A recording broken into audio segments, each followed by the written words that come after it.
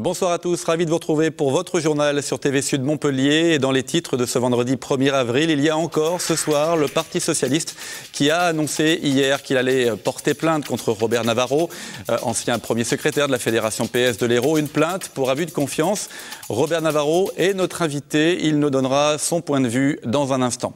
Une trentaine de gendarmes, ce sont les images que vous voyez il y a un instant, étaient en formation scientifique pendant 3 jours à l'ODEV. Objectif, apprendre les bons réflexes pour préserver une scène de crime ou récolter les indices lors d'un cambriolage. Des gendarmes qui deviendront techniciens en identification criminelle de proximité. Sport avec un choc à l'Arena. Ce dimanche à 17 h, les handballeurs montpelliérains reçoivent l'équipe suisse de Schaffhausen pour le match retour des 8e de finale de la Ligue des Champions. Après leur défaite au match aller, les montpelliérains devront battre les Suisses de plus de 5 buts. Et puis cette image, c'était hier soir, je ne sais pas si on va la voir, on la verra tout à l'heure.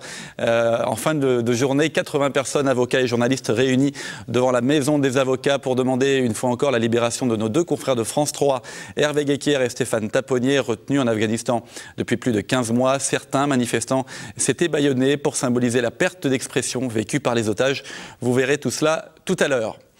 Nous l'évoquions dès hier soir dans le journal. Les instances nationales du Parti Socialiste ont donc annoncé leur intention de déposer plainte pour abus de confiance contre vous. Robert Navarro, bonsoir. Bonsoir. Vous êtes l'ancien premier secrétaire de la Fédération Socialiste de l'Hérault.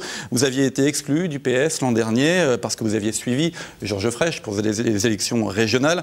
Depuis septembre, la Fédération héroltaise du PS est sous tutelle et vous êtes mis en cause régulièrement dans la presse, presque tous les jours cette semaine. On va en parler justement. En tout cas, cette fois-ci, le Parti Socialiste a choisi d'aller en justice. Visiblement, les responsables de votre ancien parti vous reprochent d'avoir fait régler par votre fédération des déplacements personnels effectués par vous et certains de vos proches, des déplacements jugés sans rapport avec l'activité du Parti Socialiste. La plainte n'est pas encore déposée visiblement, elle le sera lundi. Quelle est votre réaction à ce dépôt de plainte annoncé? Déjà, beaucoup d'écœurement pour la méthode. Quand on se dit camarade, ça fait plus d'1 an que l'on m'a exclu du Parti Socialiste. Je pense qu'on aurait pu me poser des questions, me demander des explications sur des problématiques de fonctionnement qui peuvent exister ou que certaines personnes peuvent ne pas comprendre. Il y a eu une enquête en plus qui a été démarrée l'année dernière. Depuis 1 an, ni invité à être auditionné, à être entendu, à donner mon point de vue, donner des explications.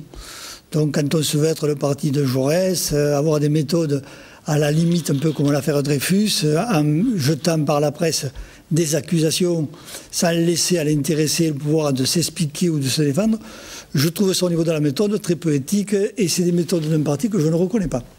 Alors, ceci étant dit, vous venez de dire avec juste raison qu'il est annoncé un dépôt de plainte que là aussi j'ai appris comme vous par l'AFP et en regardant LCI. D'accord ? Donc j'attends le contenu de la plainte pour savoir avec mon avocat ce que nous allons faire. Ce que je peux dire, c'est que depuis plus de 20 ans, avec mes amis, que nous animons la Fédération de l'Hérault du PS, moi je crois, malgré les milliers d'opérations que nous avons faites, que nous avons très bien géré, vu que systématiquement tous nos comptes ont été approuvés par la structure nationale. Et encore cet été, le 22 juillet, le parti au niveau national a approuvé les comptes de la fédération. Ça, c'est le premier élément de réflexion. Deuxième élément de réflexion que doivent savoir nos concitoyens, c'est que quand j'ai récupéré l'animation de la fédération avec mes amis, la fédération, ses caisses du moins, étaient à l'époque, nous étions dans le domaine des nouveaux francs, à moins 800 000 francs. Nous avons épongé les dettes, nous avons remis les comptes à flot, nous avons bâti les bâtiments que vous connaissez, il y en a pratiquement pour 1 million d'euros, donc 80% sont payés. Nous avons laissé les caisses, quand on m'a mis dehors, avec 600 000 euros dedans. Ça, c'est pour donner le périmètre d'action de la fédération et sa bonne santé. Et je crois modestement que mes amis et moi, nous y sommes pour quelque chose. Là, il semblerait qu'il y a des reproches que l'on me fait. Donc quand je les verrai, avec mon avocat, nous irons amener les réponses pièce et pied à pied à chaque question posée. Alors justement, on a des indications fournies par les instances du PS, notamment François Lamy, le bras droit de Martine Aubry, qui au niveau de la plainte nous indique qu'il s'agirait de déplacements Montpellier-Paris-Bruxelles, à l'époque où vous étiez député européen, et qui auraient normalement dû être remboursés par le Parlement européen, et qui avaient été quand même facturés au Parti socialiste. Alors en fait, il laisse entendre qu'il y aurait une double facturation à ce niveau-là. J'entends ce que vous me dites. Moi, j'amènerai les réponses à toutes ces questions-là, ne vous inquiétez pas, avec les éléments probants. S'il peut y avoir ici ou là une erreur, ça n'est pas du tout une volonté d'organiser ce qui est reproché dans ce que vous dites. D'accord? Donc moi, je suis un homme, je peux être faillible sur un détail, mais la globalité, je l'assume totalement du fonctionnement de la fédération, est quelque chose qui est la fédération de l'Hérault, contrairement à ce que certains auraient souhaité, a toujours bien fonctionné depuis 21 ans. Et tous les reproches que j'ai vus ici ou là dans la presse font partie sûrement et plutôt d'un flingage politique plutôt qu'autre chose. Alors, je vous propose d'écouter Michèle Taurine, Robert Navarro. Elle fait partie de la direction collégiale du PS. Écoutez sa réaction lorsqu'elle a appris hier que le Parti socialiste portait plainte contre vous. Écoutez. Je pense, en tant que membre de la direction collégiale, et ce depuis le 28 septembre, que c'est un juste retour des choses. Si l'avocat du Parti national a jugé utile de porter plainte, c'est qu'il a des raisons. Vous les avez vus dernièrement dans la presse. Il y a des manquements, des dysfonctionnements que nous dénonçons depuis le 28 septembre, mais que nous dénoncions bien avant. Nous dénoncions bien avant le fait de ne pas pouvoir avoir les comptes de cette fédération. Comment il se fait que le 28 septembre, lorsque nous avons pris nos fonctions dans la direction collégiale, les ordinateurs étaient vides, les documents n'existaient plus. Il a fallu que nous prenions des informaticiens pour essayer de récupérer un certain nombre de données. Ça, c'est grave. Donc si les comptes avaient été validés, des comptes transparents validés restent dans des locaux. Ils ne disparaissent pas de la sorte. Notre objectif, c'est que la fédération, aujourd'hui, ait des fichiers transparents avec un nom, une adresse et un numéro de chèque. Et que chaque adhérent soit identifié de cette façon-là. Alors, il y a effectivement, d'abord votre réaction à ce que dit Michèle Taurine. On peut dire des mensonges à la télévision, ça reste toujours des mensonges. Et moi, j'ai comme témoin tous les adhérents du Parti socialiste et tous les membres du Conseil fédéral. Chaque année, un Conseil fédéral, qui est l'association de gestion de la fédération, les comptes étaient présentés et votés. Et la plupart des gens qui s'expriment ont voté les comptes de la fédération tous les ans. Il n'y a que la dernière année 2010 où, vu le non-fonctionnement de la fédération, on n'a pas pu faire voter les comptes. Sur ces ordinateurs vides trouvés à leur arrivée. Attendez, j'explique, d'accord? Donc ça, c'est un mensonge en direct qui est une contre-vérité. Deuxième mensonge, on trouve les ordinateurs vides. J'aimerais, moi, que leur déontologie ne soit pas à géométrie variable. Quand en 90, moi j'ai récupéré la fédération de l'Hérault avec certaines personnes, il n'y avait absolument rien. Et financièrement, et des choses que j'ai trouvées, parce que c'était une autre époque, que j'ai gardées pour moi et que j'ai amenées au Trésorier national. Et je me suis tue, d'accord? Et là, personne n'a fait scandale. Là, on vient, on explique en direct que les méthodes de Navarro seraient des méthodes... Il faut arrêter, quoi. Toutes les décisions qui ont été votées à la fédération ont été la plupart du temps votées à l'unanimité ou à une très grande majorité. Que la ligne politique ou le fonctionnement de la fédération ne plaise pas à tout le monde, mais dans un parti démocratique, c'est tout à fait normal et c'est sain. Mais qu'après on jette l'opprobre sur les décisions qui ont été prises collectivement, moi je laisse les camarades militants qui ont participé au Conseil fédéral, qui ont voté avec moi toutes les décisions, jugent de ces contre-vérités.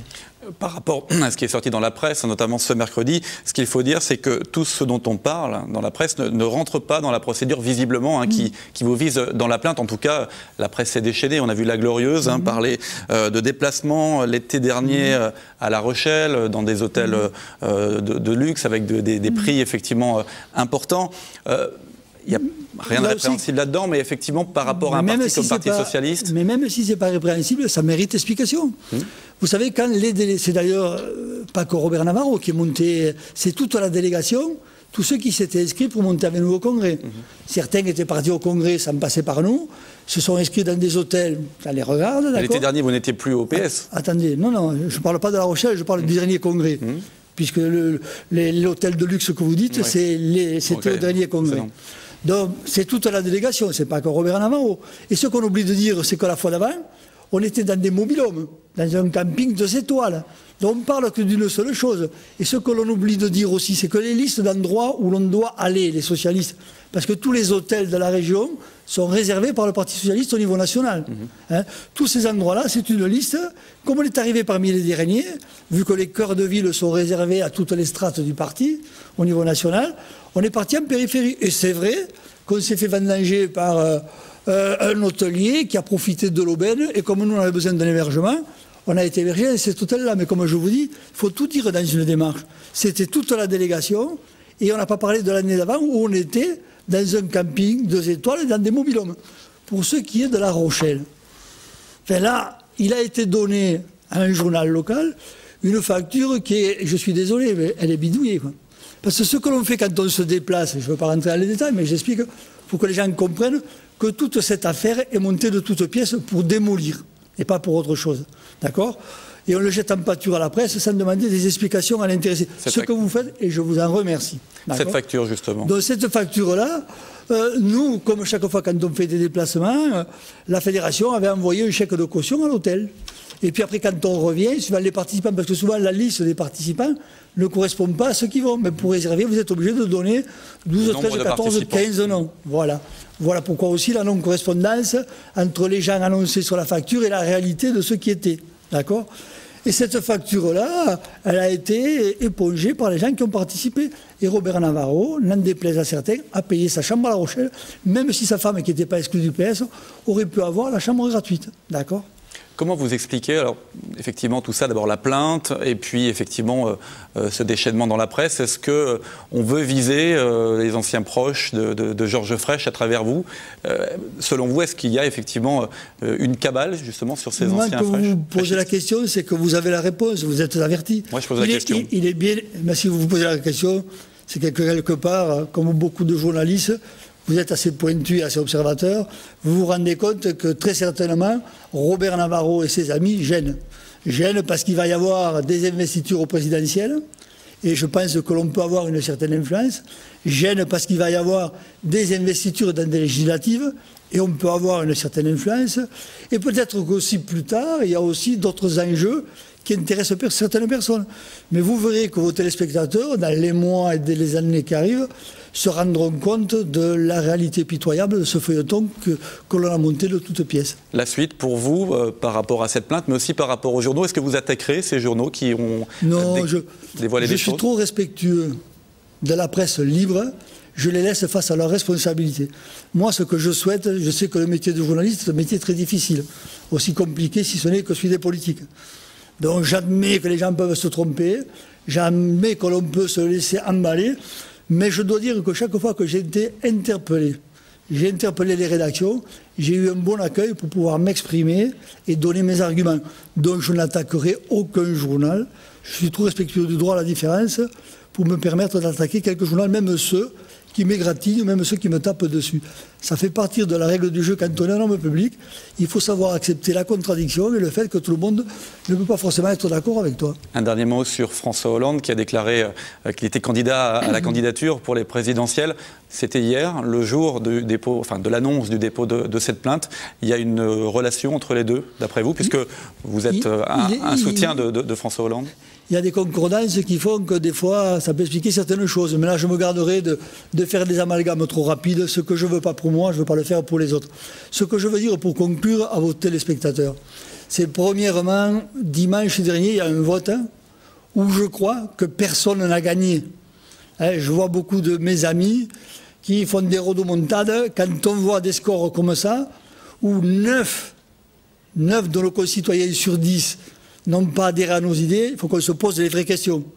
C'est qu'on n'a pas su trouver ou mettre en musique des solutions aux problèmes qui les intéressent. Quels sont les problèmes qui intéressent nos concitoyens ? Moi, dans mes permanences parlementaires, je reçois 99% de nos concitoyens pour une demande d'emploi. Et je n'ai pas la réponse pour tous. Donc ma première responsabilité de politique, comme celle du président Bourquin à la région, où j'ai des responsabilités locales, et en tant que parlementaire, c'est de faire tout ce qui est en mon pouvoir pour structurer le développement économique et créer de l'emploi. Deuxième axe important qui intéresse nos concitoyens, c'est le logement. Donc mettons-nous au travail sur ces deux grands chantiers-là, et nos concitoyens reviendront aux urnes, Et arrêtons d'essayer, les uns contre les autres, même dans une même famille, de se chercher des pouces sur la tête pour éventuellement essayer de s'éliminer. Je crois que là, si on fait ce chantier-là, vous verrez que nos concitoyens reviendront avec grand plaisir aux urnes et peut-être qu'ils voteront beaucoup plus massivement pour nos idées et pour mon parti. Une dernière question, Robert Navarro. 2012, les présidentielles puis les législatives. Pour vous, le Parti socialiste et Robert Navarro, c'est terminé? C'est la rupture définitive ou pas? Mais non, pas du tout. Moi, le parti de Jaurès, le Parti socialiste, le corps d'idées qu'il porte et une grande majorité de camarades au niveau national sont des gens que je respecte énormément. Il y a une direction qui, depuis quelque temps, pour des raisons qui la regardent, me tape dessus ou me cherche des pouces sur la tête, donc acte, quoi. Mais c'est pas ça qui va me faire renoncer à mes idées. Vous savez, le Parti socialiste, c'est pas comme bout de carton qui dit que vous avez une carte parce que vous l'avez payée. C'est d'abord des idées dans la tête et dans le cœur. Et puis je crois que c'est des pratiques. Moi, j'identifie un socialiste et un humaniste aux pratiques qu'il a dans les actes, pas à ce qu'il annonce comme verbe. J'entends trop de gens qui parlent bien, dire des choses avec le cœur, qui vont souvent ou à la synagogue ou à l'église ou au temple, et puis qui dans la réalité tapent en permanence sur nos concitoyens. Donc je crois que si, je ne suis pas croyant, si Dieu existe quelque part en ce qu'il est, il doit quand même regarder certaines de ses oies avec des drôles de... Merci en tout cas Robert Navarro d'être venu sur ce plateau. On suivra bien sûr cette affaire. Merci d'avoir accepté notre invitation. Invité. Politique toujours, avec les suites des élections cantonales et un recours déposé au tribunal administratif par le candidat Front National sur le canton de Béziers 4. Guillaume Vouzelot, qui avait échoué de 170 voix, demande l'annulation du vote du 27 mars. Il avance des doutes sur l'authenticité des signatures des électeurs. Il accuse des assesseurs des bureaux de la Devèze d'avoir copié la liste électorale après l'avoir émargée pour relancer les électeurs entre les deux tours. Il compte bien aussi porter plainte pour la falsification présumée de 87 signatures. Nous devions vous montrer les images en titre. Cela fait un peu plus de 15 mois, 458 jours exactement, que nos deux confrères de France 3, Hervé Guéquière et Stéphane Taponnier, sont retenus en otage en Afghanistan avec leurs accompagnateurs afghans. Hier, en fin de journée, une mobilisation avait lieu à la Maison des avocats avec le comité de soutien et le club de la presse de Montpellier. Une banderole avec les photos d'Hervé et Stéphane a été dévoilée. Certains manifestants se sont bâillonnés pour symboliser la perte d'expression vécue par les otages, la liberté d'expression comme unique moyen de défense des professions de journalistes et d'avocats. C'était l'un des messages de la soirée, avec une nouvelle fois un appel solennel pour la libération immédiate d'Hervé et Stéphane. 3 jours pour devenir des techniciens en identification criminelle de proximité. C'est la formation qui a été proposée à une trentaine de gendarmes, tous volontaires. Cela s'est passé à l'ODEV. Objectif, apprendre les bons réflexes pour préserver une scène de crime ou récolter les indices lors d'un cambriolage. Ghislain Fondévilla et Louis Tolleron sont nos apprentis experts du jour. Je veux bien qu'elle accroche la corde, qu'elle installe la corde. Maintenant, il faut qu'elle soit montée sur quelque chose. Il ne s'agit pas d'une vraie scène de crime et ce mannequin ne s'est pas suicidé. Il s'agit tout simplement d'un entraînement des futurs TICP de la gendarmerie, les techniciens en identification criminelle de proximité. Cette formation basée sur le volontariat permet à la trentaine de gendarmes par session de se rapprocher de la population et d'être beaucoup plus efficace sur les délinquances dites simples. Le cambriolage, aussi bien dans une résidence que dans un commerce, le vol de voiture, la découverte d'une voiture volée, afin que sur chaque scène, on fasse à chaque opération des recherches et des prélèvements aussi bien génétiques que d'empreintes digitales. Après avoir passé la matinée en théorie sur les techniques à adopter lors d'une scène de crime ou de vandalisme, place à la pratique. Arrivé sur place, chaque centimètre carré de la pièce est passé au peigne fin avec le confinement et le marquage de chaque indice, ainsi que le relevé des empreintes digitales. Combinaisons, gants, outillage et masques sont donc de sortie afin de ne laisser aucun indice leur passer sous le nez. La volonté est de former dans l'Hérault assez de TICP afin d'atteindre les 8 éléments par brigade, soit 20% des effectifs. Les experts n'existent donc pas qu'à la télé et ne sont pas uniquement américains. Ce stage de 3 jours n'est que la première étape d'une longue suite de formations et d'exercices pour les gendarmes voulant évoluer dans ce milieu. C'est un moyen, comme un autre, dans un travail, dans un métier, d'évoluer, de se remettre en question, d'acquérir de nouvelles connaissances et à la limite d'être plus efficace sur le terrain. Depuis le début de cette formation en 2007, 150 gendarmes ont déjà été formés. Ils sont remis à niveau chaque année en fonction des nouvelles techniques d'investigation qui ne cessent d'évoluer. Les 3 écoles de Saint-Gély-du-Fesque sont bloquées depuis ce matin par les enseignants et les parents d'élèves. Ils s'opposent à la menace de fermeture d'une classe. Ils ont décidé de manifester à Saint-Gély ce samedi à partir de 10 h. Le cortège partira de l'école Valène. Le blocage des 3 écoles de Saint-Gély-du-Fesque va continuer lundi. Et puis à partir de ce lundi, 4 avril aussi, c'est l'ouverture des préinscriptions à l'IUFM de l'Académie de Montpellier.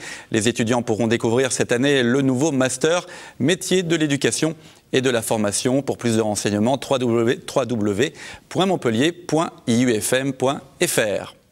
Récupérer des téléphones portables pour les valoriser et ainsi collecter des fonds pour la Ligue contre le cancer. Nous vous avions déjà parlé de cette initiative lancée par 5 étudiantes montpelliéraines en octobre dernier.